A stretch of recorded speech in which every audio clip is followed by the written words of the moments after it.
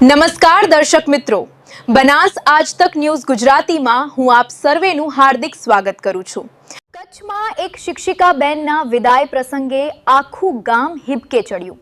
આવો જોઈએ દ્રશ્યો।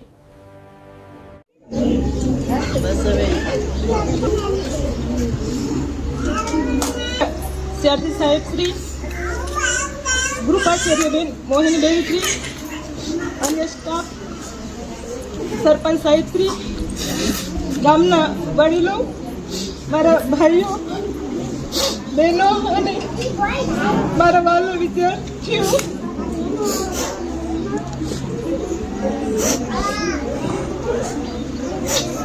હું જ્યારે સૌપ્રથમ 2014માં હું આ શાળામાં આવી ત્યારે મને એવું લાગતું હતું કે હું અહીંયા આટલા વર્ષ બધું અજાણ્યું હતું કે કાઢી છે, પણ તમારો બધાનો બહુ પ્રેમ અને સહકાર મળ્યો મને।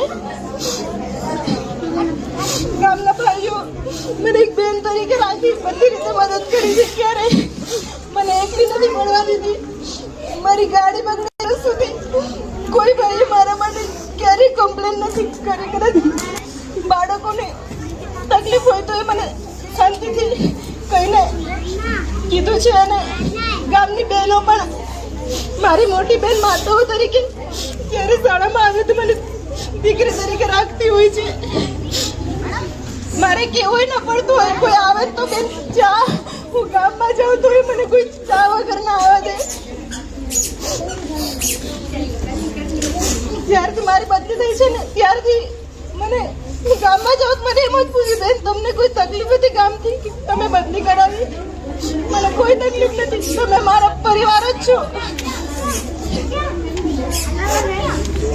આ મારી માતૃશાળા છે, 12 વર્ષ હું જિંદગીમાં નહીં ભૂલું કે ક્યારે આ શાળામાંથી ગામમાંથી મને જે 12 વર્ષ સુધી પ્રેમ લાગણી મળી છે ને,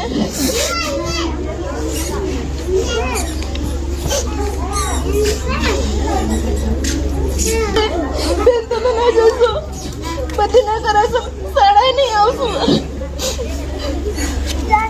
બોલું મારે ઘણું બધું છે, તો મારે શુભેચ્છા છે ગામને કે આપણું ગામ બધા તંદુરસ્ત રહે, ખૂબ પ્રગતિ કરે, મારા છોકરાઓ ભણીને આગળ વધે અને મારા છોકરાઓ આગળ વધીને કંઈક બને એવી મારી દિલથી શુભેચ્છાઓ છે, મારા આશીર્વાદ છે।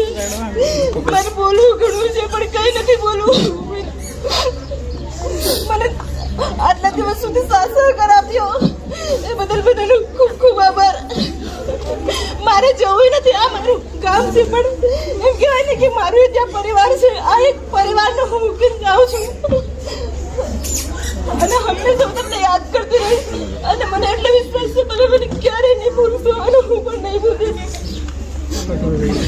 ખૂબ ખૂબ આભાર।